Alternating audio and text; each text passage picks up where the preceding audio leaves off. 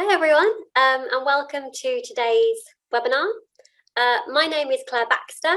I'm one of the account managers here at Theorem Solutions. I'm based in the UK, and I'm here today with some of my colleagues from our US office. So we've got one of our account managers, Matt Pongratz. Hi, Matt. Hey, good morning, Claire. How are you? Good morning. Or I should say good afternoon, your time, right? It is afternoon here. Right. Yeah. Bright and early for you, though. Yes. Yeah, we're doing okay. Starting the morning here. Good. And then we're also here with one of our technical consultants, the brains of the operation, Bruce. Hey, Bruce. Hi, how you doing? Good, thank you. Good. Thank you to everyone for joining us today.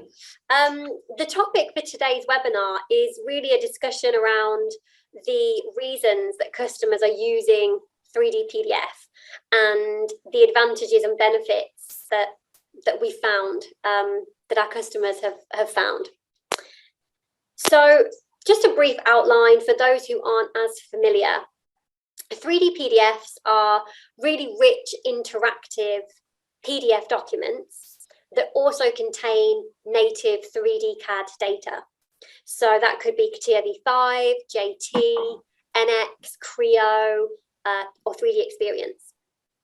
And it really allows the recipient to open, view, and interact with the document, all without the need to have a CAD license or access to a CAD license. You only need the free Adobe Reader to open and interact with these documents. And you can do that on a tablet, a mobile phone, a laptop.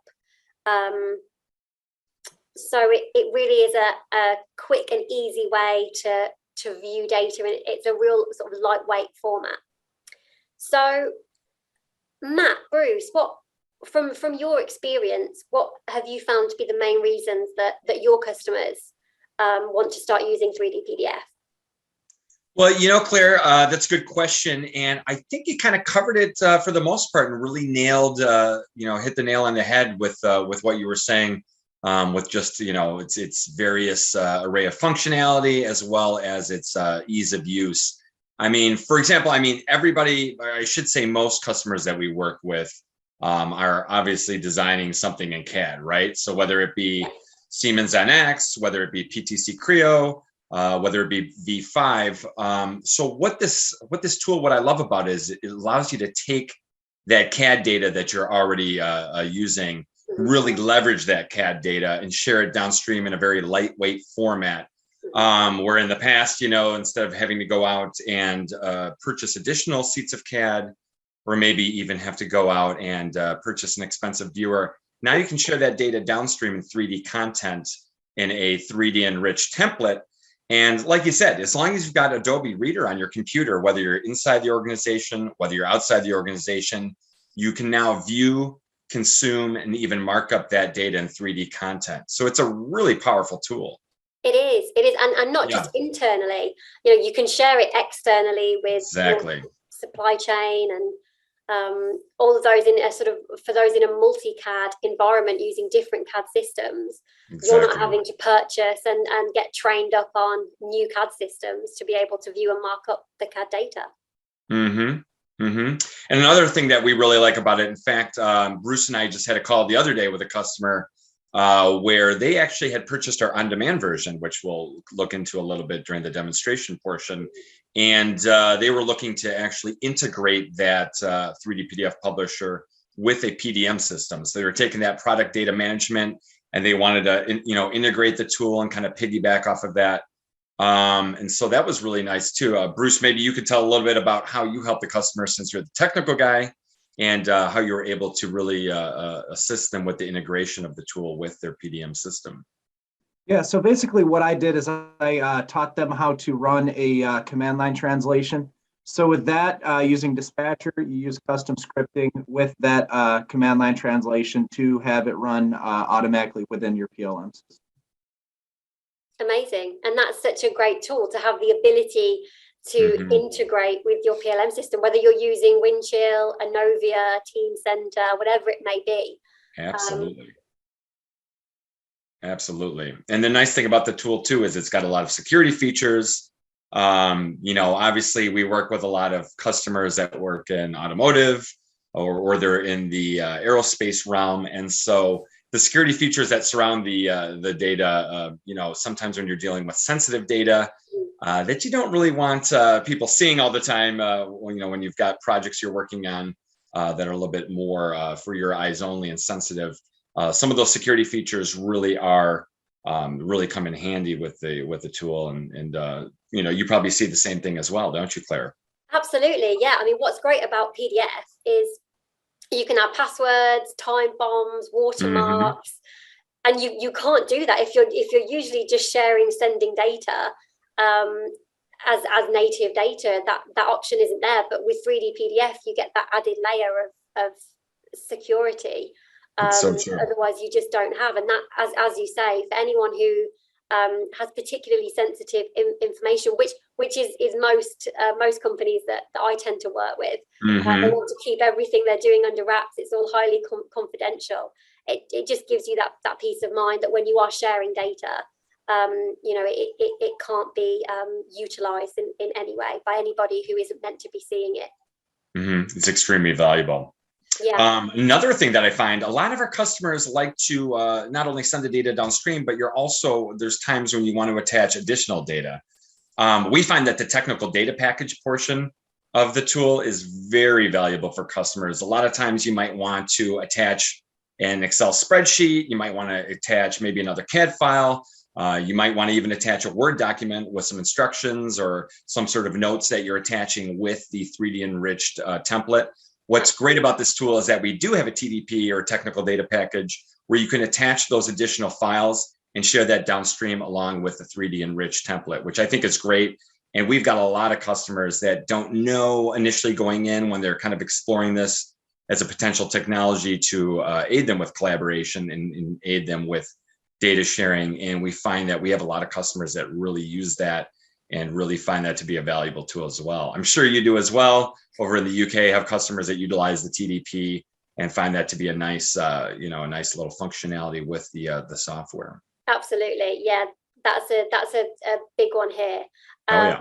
And also with the other templates that I think Bruce is maybe going to show us some of those in a moment.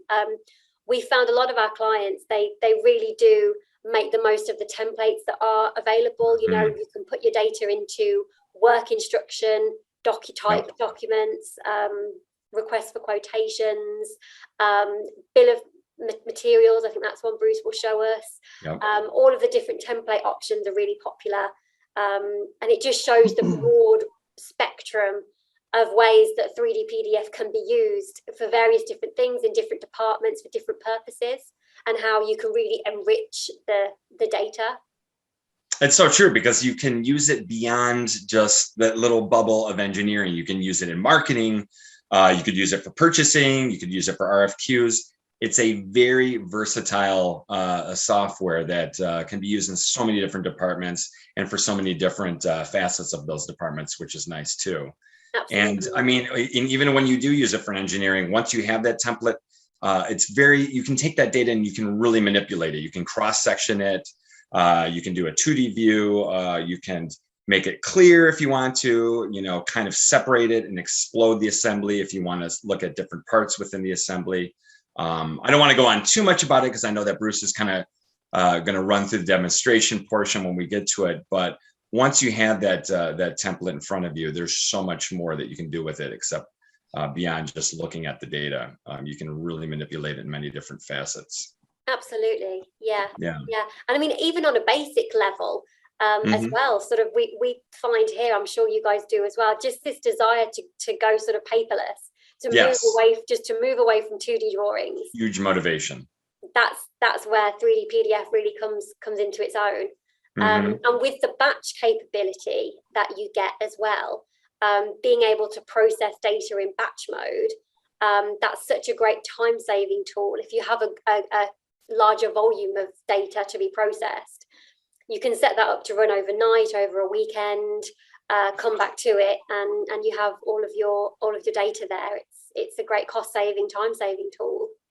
Yeah, that's another really nice capability. Like you said, you can just run it overnight. If you've got a large volume of data, you show up in the morning and you've got all those files that have just run through simultaneously, and you've already got the published data ready to go. So it's huge, and you can't really say it enough. The tool's got a lot of different capabilities within the scope of it that are really valuable to the customer and that improve time and money. Absolutely, which is what it's all about, really. That's it. Improve that workflow, right? We could hand over to you, and you could show us a little bit of the 3D PDF in action. Yeah, that'd be fantastic. Thank you, Claire and Matt, for that. Let me share my screen real quick. Share. Can you guys see my screen? Yes. We sure can. All right. So everybody that can hear me, what you guys are looking at is the Theorem Unified Interface. The easiest way to initiate a translation is using the embedded file browser or a Windows Explorer. Browsing to your part file or your top node assembly file if you're working with assemblies, and just drag it over to the 3D PDF icon. What that's doing is that's initiating a translation. Notice how I have CATIA 5R30 right here, as well as NX. Those are just the versions I have installed on my computer. As Matt mentioned earlier, we support Creo, NX, CATIA, 3D Experience. Then right here, we have all my available versions that I have installed of CATIA, as well as NX. And notice how I have a CA5 PDF demo. What that is that's just a configuration. Right here in the configuration manager, I have that configuration picked. We have a few CATIA V5 read options, retain assembly structure, PMI level, captures, reference geometry, instance names, face colors, and face opacity. And then write PDF. In template selection, notice how we are pointing to an XML document rather than a PDF file. What this XML document does is it looks for certain string attributes in your CAD data, whether it be material, part number, or anything in that scope. And then it looks for that, populates it into a certain field into your 3D PDF document to where that information will be displayed in that PDF output. We have file attachment selection as well as attach all files and directory. Matt and Claire were discussing a technical data package functionality. This is that. So what you would do is you would create a folder with whether it be pictures, I guess any pertaining documents to that certain data set. It could even be the native CAD used to create the PDF. What you do is you create a folder, put all those files in there, browse to it, and then run your translation, and every single one of those files that is inside of that directory will be appended to that PDF document. So instead of sending, 9, 10 files down the road that you have to zip up and everything, with this, it's just a simple single PDF file, send it down the road, you're done. And with aerospace and defense and even automotive, you guys are working with sensitive data sometimes. So as they were discussing earlier, we have document access password for people just to view it, and then document access or edit password for people to mark it up, save it, add 3D comments, and do measurements and stuff like that, and then send it down the road. So let's see, that looks like it has completed. So I'm going to right click, open up folder and file explorer, double click that. That open real quick. There we go. We have our CATIA part in 3D PDF. Notice how the 3D annotation has been brought over. We have our file name, which is read from your CAD document, as well as the author, me, and then the date. This is our default template. We have a few other out-of-the-box templates that I will get to a little bit later in the demo. And as they were discussing, you do have different display modes, illustrated, transparent, solid, and outlined. With this, you have a basic tree structure. And with this, it'll go down all the way to the body level of the part, which is super nice. So you're able to toggle on those certain parts when working in assembly, and even with parts, you're able to turn on and off certain bodies. So let's shut that down. And then we were discussing the batching capabilities as well. So with that, all you got to do is click this button that says batch off, and it turns batch on. Go back to our file browser. You can drag your part file in there. And notice how a translation did not start. So what that did is that just added it to this batch list to where it created a command line call to run that product or run that part. Secondarily, you can grab multiple, drag them over, and it'll add all of these to a batch list. So as Matt and Claire were saying, you could add all these to the batch list. So you have, 40, 50 files you want to translate over the weekend or at night. Instead of using your computer resources during the day, you can set up a batch script. You can press this little green button at the top. It says run the batch file. And what that'll do is that'll just run all these files sequentially, where, like I said, you're not taking up those computer resources during the day, whether it be your CATIA licenses or anything like that. So in the morning, you'll come back, you'll have all your parts in your specified directory, all translated for you. With this, we also offer a CAD integrated application, which is right here. Let me open up a file real quick. Let's do this for. Give that a second to load, please. Thank you.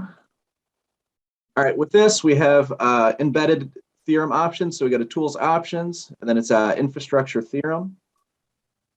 And then notice how we have our CATIA 5 PDF demo configuration brought over to the interactive version of the software.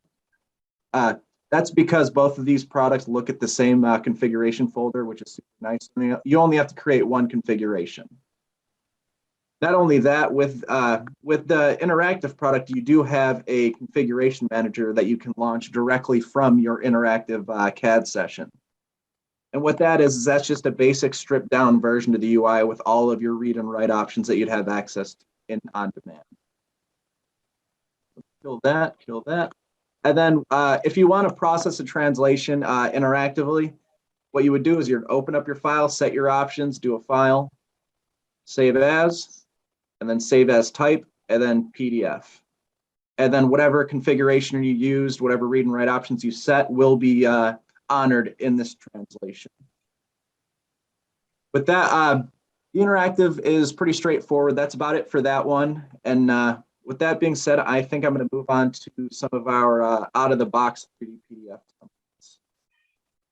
Go back to samples, PDF. Let's do attachments. So this is a pretty good example of a technical data package. Right here, we have this little paperclip in the corner, and all of these files were appended to this PDF document, and they're able to be opened from the PDF document. Notice how we have a 2D PDF. We have a BOM list, which is just an Excel sheet. We have a photo as well as step data. And like I said earlier, this could very well be in this case, it was created from NX, but it could very well be the NX data used to create this 3D PDF that you could send down the road. From that, no.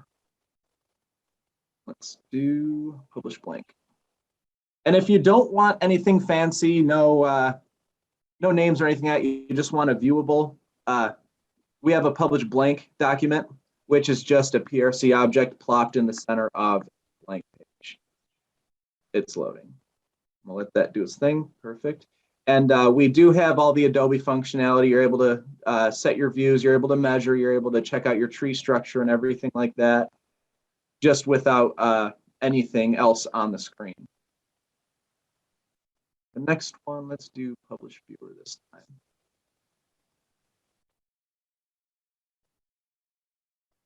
All right, so this one has a little bit more functionality. Notice how we have some buttons up here at the top. If PMI on and off, it does exactly what it says. It just turns on and off that 3D annotation. To the right of that, we have hide selected. So click a part inside of your 3D space, and then click hide selected. It'll hide that single part. Also, we have isolate selected to bring up just that part by itself. It'll do it, I promise. There we go. And then if you want to bring your geometry back to the orientation that it was in when you opened up the PDF document, you can reset geometry and that'll bring it back and show everything as it was when you opened it. Not only that, embedded in the PDF document, you have an explode assembly feature. So what it does is it creates this explode feature on the fly, and it is not read from your CAD session. You do not have to set this up beforehand. You can just run it straight from your Adobe, which is super nice. So you're able to see all the parts within this assembly, see how they work in conjunction with each other and everything like that. So I'm going to assemble, and I'll just bring it back. And up top, we have our thumbnail views. We call it the view carousel. And we have all of our views that are brought over from the captures from within CATIA. And not only that, let me reset geometry one more time. We have a parts list, an embedded parts list in this PDF document as well. So you can scroll through this, click on some parts, and my computer doesn't like Adobe, so I'll let that load for a second.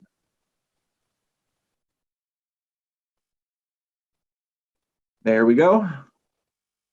So when you click a part inside of the parts list, what it'll do, it'll zoom it up or zoom up on it in the context of the assembly, and it'll highlight it, make everything else transparent to where you can see it in the context of the assembly and how it works in conjunction with these other components. So that one, no. Let's go to Publish BOM. This one is by far my favorite. It always comes in a little bit big, so let me zoom out a little bit. We have, all the basic buttons that I had demonstrated in the previous one on the top. We have view carousel, display modes. We have our 3D space. And what this one has is an embedded BOM list, to where, not unlike the viewer template, you can click on certain parts within the BOM, and it'll highlight them and show them inside of the 3D space. As well as you have all of your, quantity, design by designer, all of these you can change within that XML file, and you can change which string attributes to look for from that XML file. So I'm going to reset geometry again, and I think that's about it for me. Claire, Matt, do you have anything else to add? No, that was amazing. Thank you, Bruce. No, that was a pretty good demo. Yeah, thanks for running through the capabilities. I think that's a good view into the software and its functionality there. It was great to see some of the templates as well. Absolutely. See those in action. Exactly. We hope all of you found this useful and informative. If you guys have any questions for us, or if you'd like to know more, please feel free to contact me or Matt and Bruce. We'd be more than happy to help. Thank you all so much for your time today. And thank you, Matt. Thank you, Bruce. Thank you, Claire, as well. No It was problem. good seeing you, and it was a good time chatting about 3D PDF. Thank you so much. Take care. Take care, everybody. Be Talk to safe. you Have a good soon. one. Bye now. Bye-bye.